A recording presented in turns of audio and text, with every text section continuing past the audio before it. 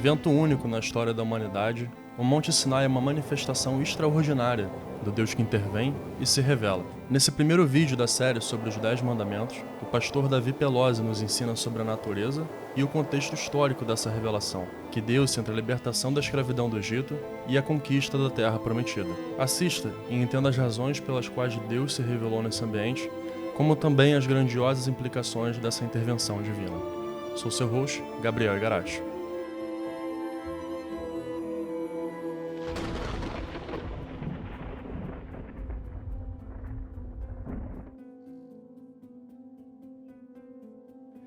Bom dia, eu sou o pastor Davi Homer, sou missionário na França há 10 anos. Tenho plantado uma igreja ali que se chama Église Bonne Nouvelle. E para mim é um privilégio poder compartilhar com vocês uma série de pregações que a gente está seguindo na nossa igreja sobre os 10 mandamentos, a convite da Lighthouse. E eu espero que todos sejam abençoados por essa meditação, assim como nós temos sido abençoados meditando nos 10 mandamentos. Os 10 mandamentos são sempre atuais, a lei perpétua de Deus, mas infelizmente os 10 mandamentos, apesar de serem compactos, bem objetivos da parte de Deus, eles são muito mal compreendidos. Na nossa geração, a gente tem, por um lado, uma apreciação geral de vários povos, várias nações que inspiraram os seus códigos civis, em grande parte, nos princípios dos 10 mandamentos, mas uma visão também atual que questiona a sua atualidade, se ele precisa ser atualizado, se adaptar à evolução social e coisas do tipo. Um dos maiores problemas de compreensão dos 10 mandamentos é a desassociação dos 10 mandamentos, do seu contexto histórico, da sua origem divina, o que leva as pessoas a considerar esses mandamentos como simplesmente algo que foi o produto de um povo, de uma sociedade que desenvolveu alguns conceitos sobre a convivência social. E, infelizmente, isso tem também um impacto até mesmo sobre a igreja. A gente, quando contempla a forma como a igreja trata os 10 mandamentos nos nossos dias, a gente percebe como que ela vai seguir dois extremos, ou estar submissa à influência de dois extremos, ou uma abordagem mais antinômia, uma abordagem do antinomismo, que vai tratar essa lei como ultrapassada, no sentido de que, uma vez que Cristo cumpriu perfeitamente a lei, não há nenhum tipo de obrigação, não há nenhum tipo de compromisso ou imposição dessa lei sobre as nossas vidas hoje para a igreja. Isso é uma consideração equivocada, como a gente vai ver, mas uma parte da igreja vai ter a tendência de, sim, considerar alguns princípios, apreciá-los, mas não se sentir na responsabilidade ou na obrigação ou no compromisso de estudar os 10 mandamentos e de praticar os 10 mandamentos. Por outro lado, a gente tem também a tendência de ir na direção do legalismo, de judaizar a igreja e de não só aplicar uma espécie de obrigação condicional para a salvação ou para a manutenção da salvação, que os cristãos estejam obedecendo os 10 mandamentos, mas vão também abraçar todas as leis do Antigo Testamento e procurar adaptá-las hoje em dia na igreja. Então é aquela relação com a lei que torna o cristão neurótico, com medo de perder a salvação, a menos que ele procure obedecê-la de forma condicional para a sua salvação. Essas são formas equivocadas de tratar os 10 mandamentos. Os 10 mandamentos se mostram ainda hoje muito atual pelo tema que eles abordam e pelo fato de que ainda hoje as nossas sociedades manifestam problemas de forma evidente nos mandamentos que a Bíblia toca. Então, é importante, é um privilégio meditar nos 10 mandamentos, mas antes da gente considerar os 10 mandamentos em si, o decálogo ali, na sua menção encontrada em Êxodo, capítulo 20, é muito importante considerar o contexto histórico dos 10 mandamentos e voltar um pouco atrás, no capítulo 19. E essa é uma das maneiras que a gente vai constatar da forma mais clara e evidente que não se pode se aproximar dos 10 mandamentos sem a atitude que Deus inspirou e instaurou pela visitação que precedeu a entrega da lei, né? A entrega da lei moral, a entrega dos 10 mandamentos. Então é muito importante a consideração introdutória de Êxodo 19, porque os 10 mandamentos não podem ser compreendidos, né, da forma como Deus quis comunicá-lo, sem que a gente considere aquilo que é encontrado no capítulo 19 e que, na verdade, vai ser um desembocamento de toda uma história que Deus tem desenvolvido com Israel, especificamente com Moisés, e que começa a cumprir uma boa parte das promessas de Deus no capítulo 19. Então eu gostaria de convidar vocês a lerem comigo, capítulo 19 de Êxodo, os primeiros versos, para a gente considerar a importância desse contexto histórico na nossa compreensão dos 10 mandamentos. No terceiro mês, verso 1, no terceiro mês da saída dos filhos de Israel da terra do Egito, no primeiro dia desse mês, vieram ao deserto do Sinai. Tendo partido dali de Refidim, vieram ao deserto do Sinai, no qual se acamparam, e ali, pois, se acampou Israel em frente do monte. Esse monte é um monte muito importante e a Bíblia ela faz questão, o Espírito Santo faz questão aqui de colocar diante dos nossos olhos, né, o dia, o local, né, e o contexto histórico no qual Israel se encontrava, Moisés se encontrava com esse povo que tinha sido liberto do Egito e que agora chegava a um ponto culminante do livro de Êxodo. Porque quando a gente retorna a Êxodo, capítulo 3, nós estamos diante de um Moisés que recebe uma promessa de Deus, recebe uma responsabilidade, um chamado, ser o libertador de Israel, da opressão do Egito, mas tendo recebido da parte de Deus uma segurança, um sinal. E o sinal que Deus dá para Moisés é o seguinte: neste mesmo monte você me adorará com o meu povo. Ali Moisés está sozinho, diante da sarça ardente, tendo esse encontro pessoal, individual com Deus, e a promessa de que num futuro Deus traria ele com o êxito dessa libertação para esse mesmo local. Então aqui Moisés está diante de um grande cumprimento. Mas a primeira coisa que a gente nota nesse texto é a importância da consideração de uma intervenção histórica de Deus. A partir do momento que a Bíblia coloca tanta ênfase na data, o terceiro mês da saída dos filhos de Israel da terra do Egito, nós estamos diante de uma data super importante. E de fato é, porque dentro de toda a história da humanidade, esse é um evento inédito e irrepetível.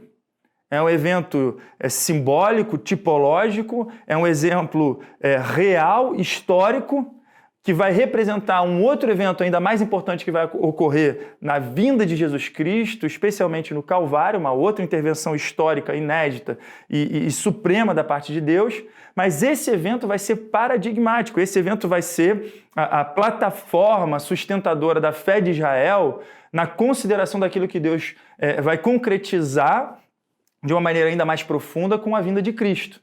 Mas esse é o grande evento da história de Israel até que Cristo venha. Um evento, eu repito, que é inédito e que vai marcar a história da redenção do povo de Deus. Então é muito importante a consideração da historicidade desse evento. A Bíblia está deixando muito claro, no terceiro mês da saída dos filhos de Israel da terra do Egito, no primeiro dia desse mês vieram ao deserto do Sinai. Então ali a gente está vendo essa transição da libertação do povo de Israel da opressão do Egito na direção da Terra Prometida, mas tendo um intervalo, uma pausa para assimilar aquilo que Deus está fazendo, para assimilar aquilo que Deus tem o propósito de fazer através dessa libertação. E é muito interessante que antes de entrar na Terra Prometida, nós estamos diante de um evento que vai manifestar o objetivo principal de Deus. E a gente vai ver isso junto. Mas, em primeiro lugar, é muito importante a gente reconhecer a importância histórica desse evento. Nosso Deus é um Deus que intervém na história. É um Deus que manifesta o seu amor pelo seu povo no tempo e no espaço.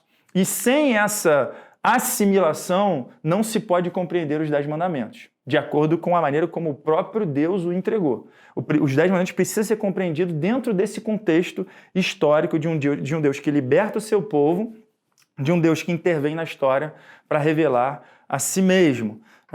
Em seguida, um outro fator muito importante é considerar que essa intervenção histórica é uma intervenção graciosa. Verso 2 ele diz, tendo partido de Refidim, do Monte Sinai, vieram ali e se acamparam em frente do monte. Subiu Moisés a Deus e do monte o Senhor o chamou e lhe disse, assim falarás à casa de Jacó e anunciarás aos filhos de Israel. Tendes visto o que fiz aos egípcios, como vos levei sobre as asas de águia e vos cheguei até a mim.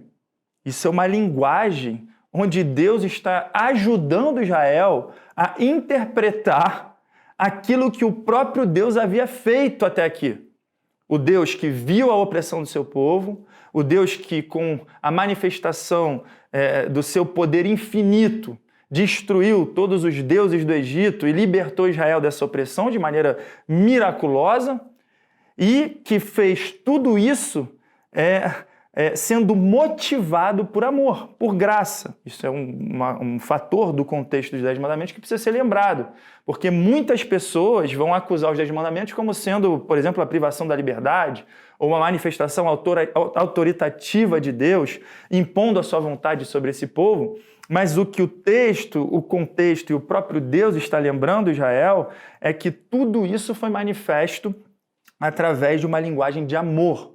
Deus está ajudando Israel a compreender que os 10 mandamentos serão entregues num contexto de graça. Nós não podemos cair, né, nesse ensinamento herético que faz distinção entre Antigo e Novo Testamento, como se o Novo Testamento fosse a dispensação da graça e o Antigo Testamento fosse a dispensação da lei num sentido opressor, condicional, onde Deus está ali simplesmente manifestando a sua ira. Pelo contrário, Deus está aqui manifestando que antes de entregar a lei a Israel, ele está fazendo em continuidade com essa manifestação de amor que ele tem manifestado a um povo oprimido, escravo, a um contexto idólatra, politeísta, e Deus então está tirando Israel. E como Deus tira Israel? Ele diz aqui, com essa linguagem bela da parte de Deus, que diz o seguinte, vocês tendes visto o que fiz aos egípcios, como vos levei sobre asas de águia e vos cheguei até a mim. Olha que coisa linda, né? O que foi feito com os opressores, onde a gente percebe que até mesmo na manifestação da sua justiça contra esse povo opressor, contra Faraó, Deus foi extremamente paciente.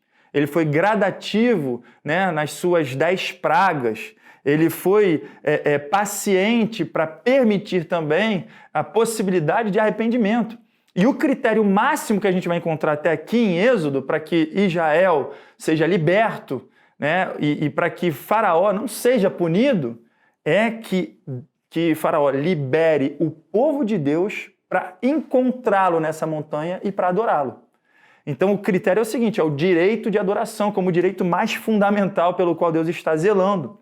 E é a privação desse relacionamento do povo de Deus com o seu próprio Deus que vai acender essa justa ira de Deus e trazer a libertação de Israel. Então o objetivo de Deus desde o início, porque até mesmo debaixo de opressão, até mesmo debaixo de sofrimento, né, o povo de Deus é capaz de sobreviver com quanto que possa estar em comunhão com Deus o adorando, né? Então é muito interessante perceber isso, que aqui, porque o Egito impedia Israel de adorar a Deus, sofreu essas 10 pragas, e agora Deus está dizendo o seguinte, eu não somente libertei vocês quando vocês não tinham poder algum para ser libertos dessa opressão, dessa escravidão, mas eu o fiz com asas de águia.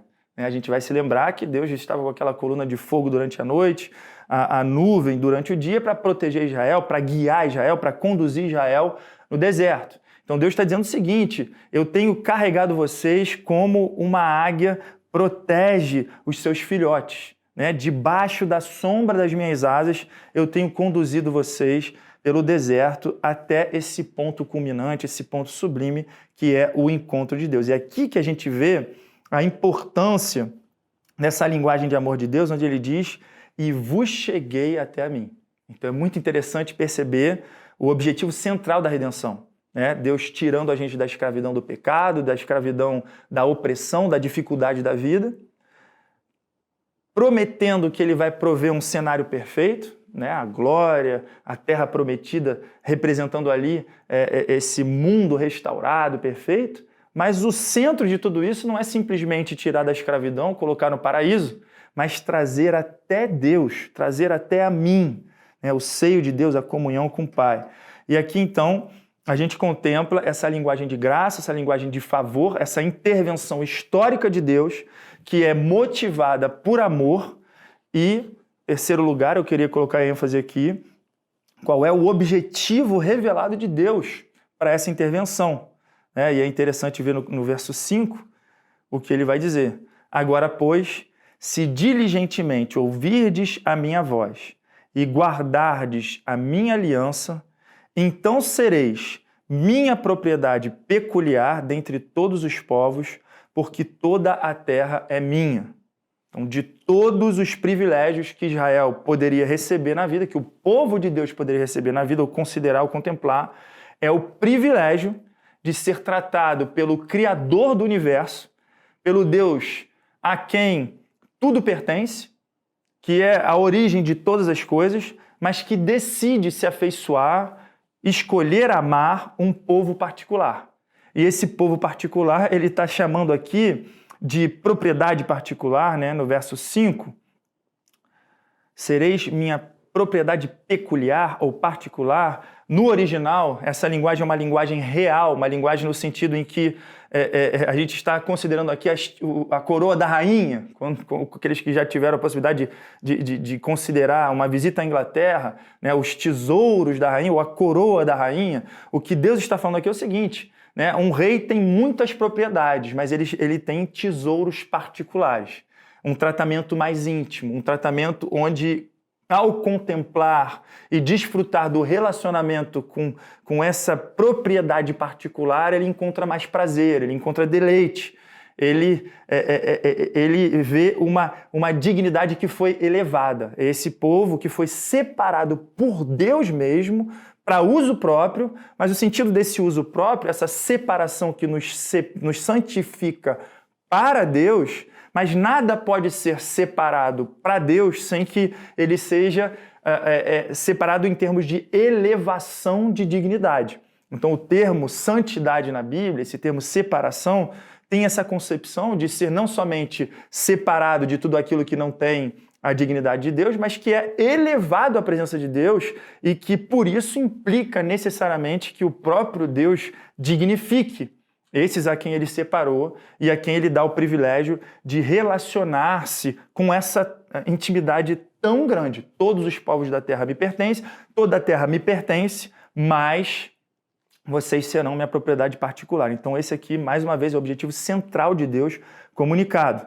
E o que isso implica de uma forma mais objetiva? Verso 5, continuando. Verso 6. Vós sereis o meu reino de sacerdotes e uma nação santa. Então, muito importante. A partir do momento em que Deus separa um povo para si, esse povo será dignificado. É por isso que ele precisa se conformar a esse mandamento. Muito importante. A lei possui várias funções. Uma delas é nos convencer do pecado. Outras delas é nos empurrar para Cristo. Uma vez que a gente vê os nossos pecados, o nível de exigência, ela nos empurra para Cristo. Mas qual é o sentido primário da lei? Há muita discussão entre Lutero e Calvino, por exemplo, em relação à posição deles. Mas é muito interessante perceber que a função primária da lei não é aquela de nos conduzir à redenção, ou uma condição para a redenção, mesmo que ela enriqueça e que ela nos empurre para a necessidade de Cristo, mas a função primária da lei é santificar o povo que já foi redimido. Israel aqui já havia sido liberta da opressão do Egito, da escravidão do pecado, do poder do pecado. E antes de entrar na Terra Prometida para desfrutar desse relacionamento com Deus, ela vai atravessar um deserto. Deus tinha tirado Israel de dentro do Egito, agora Deus vai tirar o Egito de dentro de Israel. E é assim que acontece. Se a gente se aproxima da lei com a compreensão de que nós precisamos obedecê-la para sermos salvos, a gente está se relacionando equivocadamente com a lei. Aqui Deus está falando o seguinte: eu já tirei vocês do Egito, trouxe vocês para mim e agora eu vou fazer de vocês o meu tesouro particular.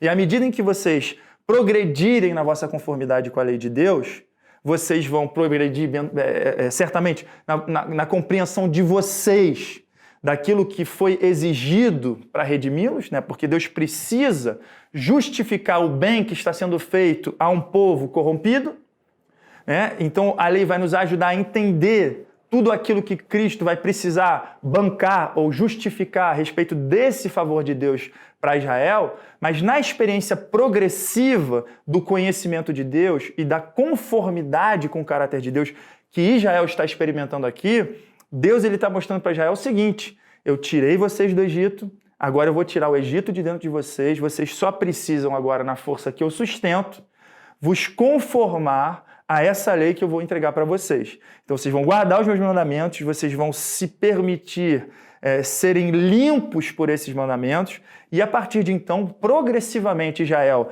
vai desfrutar dessa relação íntima com Deus e, ao mesmo tempo, ao ser transformada e ao se adaptar à lei de Deus, Israel se tornará um reino de sacerdotes. Ou seja, Israel vai se tornar uma referência para todas as nações.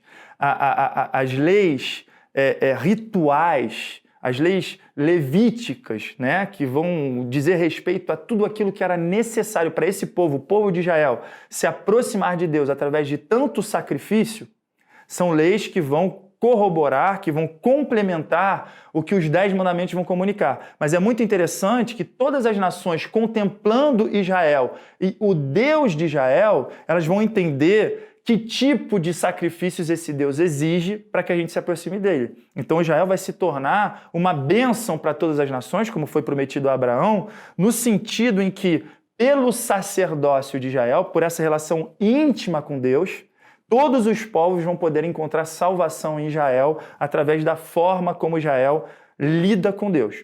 E interessante que ela será não somente um reino de sacerdotes, ela será também uma nação santa. Ou seja, uma nação separada, uma nação que se comporta de forma diferente, que manifesta na forma como vive uma conformidade com o caráter de Deus. Um povo que está debaixo da realeza do próprio Deus. E é interessante perceber por que é tão importante para Israel ter esse relacionamento. Sacerdote, nação santa, eu vou adiantar um aspecto dos 10 mandamentos muito interessante, que vão refletir esses dois pilares, essas duas direções, né? De um lado, os primeiros 4 mandamentos que dizem respeito a Deus, colocando mais ênfase nesse relacionamento direto e vertical de Israel com Deus, e as leis cívicas, que vão comunicar mais essa segunda porção dos 10 mandamentos, que vão falar mais do nosso relacionamento entre os seres humanos. E é interessante isso na escala nacional, porque Israel vai se tornar essa referência, né, vertical no relacionamento com Deus, um reino de sacerdotes e, ao mesmo tempo, uma nação santa. E é interessante perceber por que essas leis dadas por Deus, como nos diz Deuteronômio capítulo 4, servem também para que todas as nações contemplem o quão excelente é o Código Civil dessa nação, né? O quão sábia essa nação, porque essa nação teve o privilégio de receber leis dadas pelo próprio Deus. Então, reino de sacerdotes, nação santa. E é isso que nós somos até hoje, se somos igreja. Nós precisamos ser um reino de sacerdotes, representar Deus para as pessoas, o povo diante de Deus, apresentar o meio de redenção, o meio de salvação e manifestar essa salvação viva em nós, pela transformação da nossa vida e a progressão na conformidade aos 10 mandamentos, né, que servem de plataforma para a nossa santificação. Uma outra forma que Deus vai revelar aqui, vai se revelar aqui, revelar os seus objetivos aqui, e que é crucial para o nosso entendimento dos 10 mandamentos, é a preparação que ele exige, né? Eu não vou tomar muito tempo aqui não, é muito semelhante àquilo que João Batista vai fazer, vai pregar, mas os versos 10 a 12, é muito interessante perceber a exigência de santificação para esse encontro com Deus. Disse também o Senhor a Moisés: vai ao povo e purifica-o hoje e amanhã. Lavem ele as suas vestes e estejam prontos para o terceiro dia, porque no terceiro dia o Senhor, à vista de todo o povo, descerá sobre o monte Sinai. Então, Deus ele exige um período de procura, de consciência do senso de privilégio que Israel vai ter de ter finalmente esse encontro com Deus. Israel que estava acompanhando essa disputa entre o seu representante Moisés e Faraó. E a disputa em torno do direito de Israel de ir se encontrar com Deus, o seu Deus, né, no deserto, se separando daquela realidade do Egito, né, para que essa compreensão de um Deus completamente diferente dos deuses do Egito fosse assimilado. E agora, finalmente, isso vai acontecer. O que Israel tem que fazer? Israel tem que entender que existe uma diferença, uma separação entre Deus e o homem. Por maior que seja o privilégio de Israel de ter recebido o favor de Deus na sua libertação, Deus faz com que Israel entenda, assim como fez com que Moisés entendesse, que não há nada em nós ou de nós mesmos que nos torne mais atraentes a Deus do que o povo do Egito.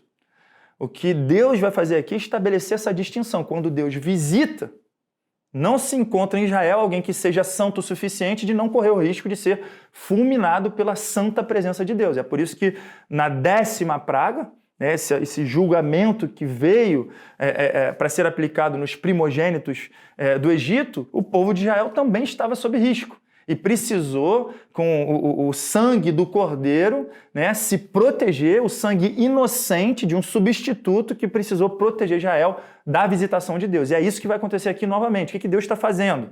Deus está repetindo o ensino individual que foi dado a Moisés e tornando esse ensino coletivo para todo o povo. Da mesma forma que quando Moisés se aproximou da sarça ardente, Deus disse, tira a sandália dos seus pés, estabeleceu um limite, uma distância. Deus está repetindo esse feito nesse momento com todo o povo de Israel. E é muito importante que a gente entenda com que tipo de reverência a gente deve se aproximar de Deus na nossa adoração. Com que tipo de reverência, por maiores que sejam os privilégios que Deus está nos dando, né, com essa graça de podermos progredir na nossa obediência aos 10 mandamentos e por essa progressão e obediência termos cada vez mais experiência de intimidade com Deus, é muito interessante perceber, né, que dessa forma esse senso de privilégio só faz crescer o senso de reverência, o senso de separação entre Deus e nós, por uma questão certamente de corrupção, o fato do nosso pecado, mas por uma questão também de distância infinita entre a dignidade de Deus e a dignidade do homem. Então, assim como João Batista vai introduzir o ministério de Cristo anunciando a chegada de um rei e exigindo do povo que ele endireite o seu caminho por uma questão de senso de dignidade real e por uma questão de senso de dignidade moral, o povo de Israel precisava se arrepender e aplainar os seus caminhos se quisesse ter esse encontro verdadeiro com Deus. E esse encontro verdadeiro com Deus é necessário para que a gente não trate a palavra de Deus ou a lei de Deus de forma simplesmente natural ou humana. Nós precisamos que a palavra de Deus seja acompanhada da sua presença, da sua visitação. E nós precisamos também anteciparmos um encontro com Deus, mostrando que queremos encontrá-lo, né, de forma a aplainar os nossos caminhos, nos santificarmos. E aqui Israel precisou então apresentar sacrifícios, que é uma lição muito importante. A lei de Deus não seria, de novo, uma forma de Israel se apresentar perfeito diante de Deus. A lei de Deus não eliminaria a necessidade de sacrifícios substitutivos que representavam o Cristo que viria. Mas aqui Deus está falando para o povo se santificar para esse encontro com Deus. E a gente tinha que ter esse senso de expectativa, de reverência. Num sábado antes de ir para a igreja, começar a preparar o coração.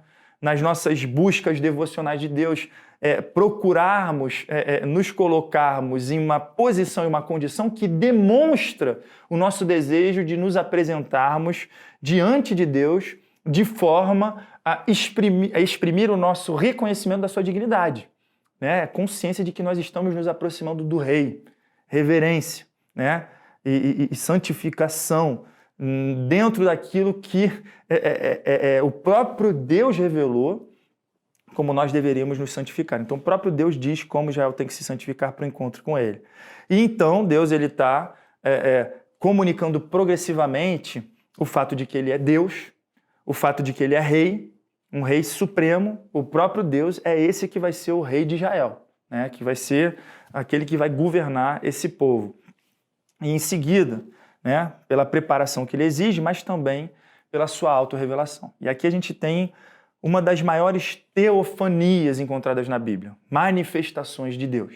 Moisés havia vivido uma experiência semelhante a nível pessoal, né? Ele se encontra diante dessa sarça ardente e o próprio Deus, né, quando a Bíblia fala do anjo do Senhor ou anjo do concerto, a gente entende que é o próprio Cristo pré-encarnado, né, o próprio Cristo falando, se revelando a Moisés, e essa comunicação muito interessante, né, de Jesus representando aquilo que, através de Moisés, seria comunicado ao povo. Moisés estava contemplando aquilo que ele estava vivendo, uma sarça ardendo. O que isso quer dizer? Alguém que entendeu que é impuro, que precisa tirar a sandália dos seus pés, que agora está diante de Deus, da manifestação do próprio Deus, mas não está sendo consumido, apesar da sua sujeira. E ali, Cristo representando aquilo que aconteceria com ele, o próprio autor da vida, falando através daquela sarça, aquele que seria consumido pelo fogo purificador de Deus, pelo fogo da ira de Deus no nosso lugar, mas que não seria morto, suprimido ou eliminado. Seria morto por um momento, de forma verdadeira e eficaz, mas ressuscitaria, porque não é possível manter na morte ou suprimir o autor da vida. Então é muito interessante o que esse episódio que Moisés tinha vivido, agora vai ser vivido por todo o povo de Deus. Moisés como o mediador, como o tipo de Cristo para Israel, mas agora, nesse momento, todo Israel vivendo essa realidade. Então o que acontece? Verso 19 vai dizer o seguinte... verso 16. Ao amanhecer do terceiro dia, depois desses dias de santificação, de preparação, houve trovões e relâmpagos. Então a gente está aqui magnificando, né, ampliando, intensificando aquilo que Moisés tinha vivido individualmente diante da sarça. E uma espessa... no terceiro dia houve trovões e relâmpagos. A linguagem bíblica de julgamento, a linguagem bíblica de temor. Deus está se aproximando e aquilo que é mais evidentemente comunicado nesse relacionamento entre Deus e o seu povo é essa noção de um Deus que traz julgamento, um Deus que julga, um Deus que intervém na história e que diante daqueles que são merecedores, que não estão à altura da sua dignidade, que são merecedores de uma punição, Deus revela e comunica o temor que nós temos que ter dele através de relâmpagos, de trovões.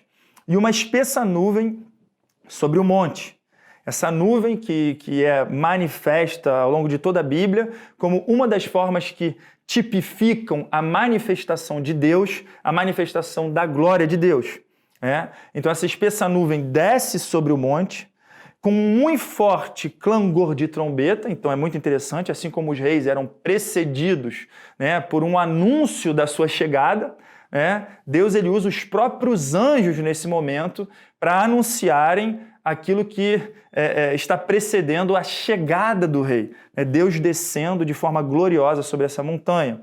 Por que sobre um monte? É muito interessante, porque os povos tinham o hábito de procurar se aproximar de Deus fisicamente, apresentando sacrifícios ou ídolos e formas de adoração em cima de montes. E aqui Deus está fazendo algo que, ao mesmo tempo que remete a essa ideia, também manifesta o fato de que Deus não estava somente em cima da montanha. Deus teve que descer até o alto de uma montanha. Ele está muito acima do que qualquer outra concepção de Deus. Muito interessante que, pela sequência, ele vai trazer também um estremecimento por parte do povo, e aqui é algo que a gente precisa tomar nota, quando a gente se aproxima de Deus, e prestem bastante atenção, Deus está usando todo um cenário que vai servir de plataforma para gerar no coração do seu povo a atitude correta de se aproximar da lei dele. da palavra dele. A gente vai ver como que a palavra de Deus vai ser posta acima de todas essas manifestações. E é muito interessante de ver como que todas essas manifestações espetaculares estão servindo ao propósito de comunicar a excelência da palavra de Deus. Isso é muito importante. Mas prestem atenção, vamos pelas etapas que Deus nos revelou. Então Moisés levou, e o arraial se estremeceu. Moisés levou o povo para fora do arraial, ao encontro de Deus, puseram-se ali no pé do monte.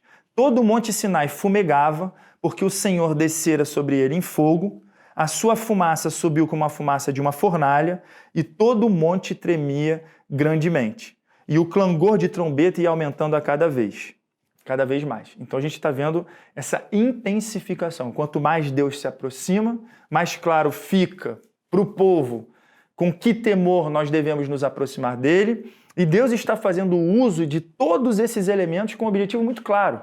A gente tem que somar aqui as informações que Deus revelou. Um Deus que tratou o Egito dessa forma gloriosa, destruindo cada um dos deuses principais, né, que governavam a idolatria no Egito. E agora Deus está manifestando de uma vez só que ele é um Deus que governa todos os elementos, né? Que nós não precisamos procurar tratar Deus de forma fragmentada, um Deus que governa sobre os mares, um Deus que governa sobre o fogo ou coisas do tipo. Deus está fazendo uso, né? Essas manifestações não são Deus. Deus está fazendo uso dos elementos que ele sozinho governa para manifestar de uma vez por todas para Israel que ele é o único e verdadeiro Deus. E ele aqui então está se aproximando de Israel, né, trazendo toda essas informações periféricas, mas extremamente convincentes. Nós não estamos diante de mito, estamos diante de um fato histórico. E Deus governando todos esses elementos para servir de plataforma à revelação da sua palavra. Então o povo está tremendo, assim como a montanha está tremendo. O cenário remete ao cenário de julgamento final, um cenário semelhante que vai acontecer com Cristo no momento em que ele será crucificado, com as trevas densas ao meio-dia e com esse terremoto que a gente vai contemplar na ocasião da crucificação de Cristo, e também aquilo que foi antecipado em Jesus como julgamento final, que vai ser um cenário semelhante no julgamento final. Então, os cristãos que já foram punidos em Jesus na cruz, né, estão salvos desse julgamento final que será aplicado a toda a humanidade não redimida e que contará com um cenário semelhante a esse. Então essas manifestações de Deus estão ali claramente acontecendo. Uma informação muito importante que está acontecendo aqui é que Deus está se revelando. E tudo está sendo revelado em harmonia. O que Deus está revelando aqui? Que Deus está com um objetivo claro e definido de se aproximar do seu povo, e ele está se aproximando. Mas à medida que Deus se aproxima, o povo tem que ter um senso de privilégio que aumenta, ao mesmo tempo em que quanto mais próximos de Deus estamos, mais conscientes somos da distinção entre Deus e nós, e quanto mais Deus se aproxima, mais estamos conscientes da distância entre nós e Deus. E para Israel é muito importante contemplar todo o favor que tem recebido, todo o favor que receberá, mas sem nunca separar do senso de reverência do qual Deus é digno. Interessante, essa nuvem, ela é espessa, porque ela comunica esse atributo glorioso de Deus, a sua transcendência, a sua incompreensibilidade, Deus se revelando, Deus se comunicando, Deus se fazendo conhecível, ou cognoscível. Mas é interessante, por mais que Deus seja conhecível pela forma como Ele mesmo se revelou, ao mesmo tempo, Deus está manifestando a sua infinita incompreensibilidade, a nossa incapacidade de exaurir o ser de Deus. Então a gente está ali vendo um Deus que quanto mais se revela, mais continua envolto em mistério, esse Deus que ao mesmo tempo é transcendente, se fazendo imanente, esse Deus que é o juiz supremo e que ele se revela como Yahvé, mas que vai agora se comunicar como Elohim, o Deus da aliança, se aproximando do seu povo. Um outro elemento muito importante, para concluir, é o que a gente vai encontrar no verso 20, ou verso 19, a segunda parte do verso 19, que diz o seguinte: Moisés falava e Deus lhe respondia no trovão. Aqui é a palavra de Deus sendo revelada, essa palavra audível para todo o povo, essa palavra que entrega os 10 mandamentos, os declarando e os escrevendo, registrando aquilo que Deus comunica, né, de forma perpétua, como nós veremos na sequência da nossa série de estudos sobre os 10 mandamentos. Muito importante, então, contemplar aqui a posição ou a função do mediador. O mediador é aquele a quem Deus fala diretamente, mas para que não houvesse nenhuma dúvida por parte do povo de Deus, que Deus falava em Moisés, nesse momento, Deus está dando o privilégio a todo o povo de contemplar o fato de que Deus fala a Moisés, ele fala ao seu mediador. Não há mais razão para duvidar nos momentos em que Moisés vai se encontrar com Deus de forma privada, e quando ele volta ao povo entregando aquilo, as diretrizes de Deus, Deus está dando todo o seu crédito àquele homem com quem ele havia falado diversas vezes. E agora todo o povo tem certeza de que Deus fala a Moisés. E o próprio povo vai se tornar para Moisés e vai dizer o seguinte, que Deus não nos fale mais, que tu nos fale, por causa do temor, que tomou conta e que fez o povo estremecer. Então é muito interessante, de tudo aquilo que poderia ter alarmado, gerado temor no coração do povo de Deus, que contempla Deus descendo em nuvem, trovões, relâmpagos, terremoto, fogo, Não é mais uma sarça ardendo, é uma montanha inteira ardendo. E agora a gente está diante desse cenário temível por causa da glória de Deus, mas ao mesmo tempo o que o povo mais temeu dentro de tudo isso foi a voz de Deus. Foi a palavra de Deus. Essa palavra que carece, da qual nós carecemos de temor e reverência para aproveitar. Então, a forma como nós adoramos hoje precisa encontrar esse equilíbrio, um equilíbrio confirmado por todas as manifestações de Deus na Bíblia e pelo tratamento do próprio Cristo de Deus Pai. Um Deus que quer se aproximar, um Deus que se aproxima, um Deus Elohim, um Deus de aliança, de amor, mas que é sempre acompanhado de reverência. O equilíbrio na adoração que manifesta uma adoração autêntica. Uma adoração autêntica é uma adoração daquele que contempla de fato a Deus. E todos aqueles na Bíblia que contemplaram de fato a Deus reagiram dessa forma. E é por isso que Jesus se referia a Deus Pai como Pai Santo, Pai Justo, Pai Nosso, santificado seja o teu nome. Esse equilíbrio deve fazer parte da nossa compreensão, mas um Deus que sobre todas as formas de revelação da qual fez uso, preferiu revelar-se principalmente através de sua palavra. Deus é Espírito. Deus fez uso no Monte Sinai de elementos espetaculares que ele criou. Mas ele, de forma espiritual, nos dá vida pela sua palavra e pelo seu mediador. Então, verso 20 a 24 conclui mostrando que Moisés falava com Deus, Deus falava através de Moisés, e é interessante então perceber que essa figura do mediador vai se perpetuar até a chegada de Cristo.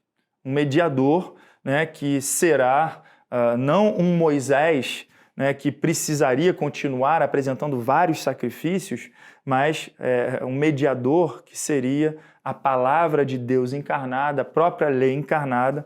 Então, tudo aquilo que Deus está fazendo através de Moisés, através desse episódio, através da libertação do Egito, vai se concretizar. Deus já está fazendo tudo isso baseado naquilo que Cristo cumpriria, para justificar, mais uma vez, o favor de Deus a uma raça pecadora. Ao mesmo tempo, ele fez isso de forma tipológica, apresentando a provisão de um Messias perfeito, de um mediador do qual o povo de Deus careceria. Então Moisés aqui está representando Cristo, esse profeta, o aspecto profético de Cristo, e Deus vai mandar também Moisés ir buscar Arão, o sacerdote, porque essas duas figuras vão ser representadas pela lei de Deus. Mais uma vez, a importância de um mediador e a importância de um sacrifício e um sacrificador, porque Cristo, no cumprimento dessa teofania, ele foi a manifestação perfeita de Deus, ele revelou a glória de Deus de uma forma que o Monte Sinai não foi capaz de manifestar na sua plenitude. Cristo ele viria a ser essa descida de Deus da sua glória, precedido por João Batista de forma muito semelhante, mas manifestando a glória de Deus e indo para a cruz experimentar esse cenário de julgamento. Ele foi julgado no nosso lugar, ele obedeceu a lei perfeitamente no nosso lugar, como a gente vai ver com mais generosidade na continuidade. Mas o ponto importante para nós é contemplar aquela revelação de Deus que se mostra transcendente, e por isso que ele vai usar o nome Yahvé, aplicando a si mesmo, eu sou, e o Deus que se manifesta de forma condescendente ou imanente, um Deus que se aproxima e comunica a sua distância.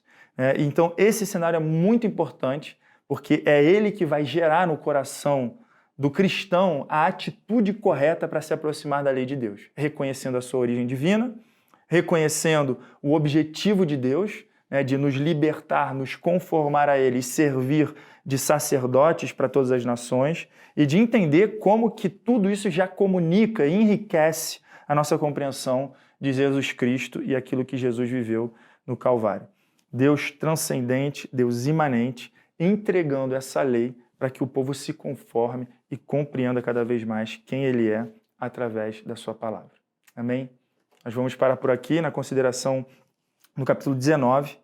Vamos fazer uma oração para considerar uma outra parte da introdução sobre os 10 mandamentos. Pai Santo, nós te damos graças, Senhor, pela riqueza da tua revelação, pela forma didática, progressiva, gloriosa, com a qual tu te revelaste ao teu povo. E nós te agradecemos pelo privilégio de estarmos deste lado do cumprimento de Cristo, Senhor amado, que nos dá a graça e a capacidade, Senhor, de nos aproximarmos dos 10 mandamentos, tendo toda a revelação de Cristo para nos ajudar a interpretar corretamente os 10 mandamentos, Senhor, e sabermos que nós podemos nos aproximar sem nenhuma condenação, porque Jesus viveu perfeitamente a lei, sofreu no nosso lugar, e nós podemos nos aproximar desse texto, Pai, nos lembrando que Tu nos dá a Tua lei para restaurar o Teu caráter em nós, a nossa imagem, Senhor amado, de Ti que Tu nos deste, Pai. E nós te clamamos em nome de Jesus, Senhor, que Tu nos dê sempre esse senso de transcendência, de reverência, esse senso de privilégio, de intimidade, quando nós nos aproximamos da Tua palavra, que nossa adoração a Ti seja marcada por alegria e temor, por santidade, Senhor, e júbilo, que em nome de Jesus nós possamos nos aproximar de Ti como convém e nos aproximarmos da Tua lei, dos Teus mandamentos, com essa atitude de reverência. Em nome de Jesus. Amém.